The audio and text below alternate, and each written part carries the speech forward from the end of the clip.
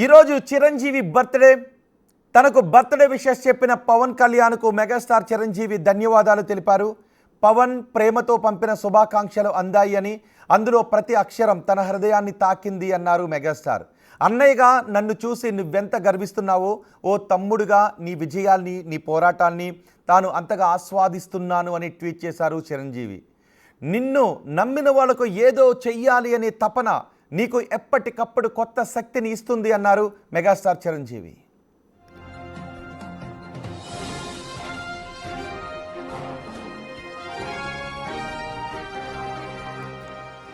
ఈరోజు నీ వెనుక కోట్లాది మంది జన సైనికులు ఉన్నారు.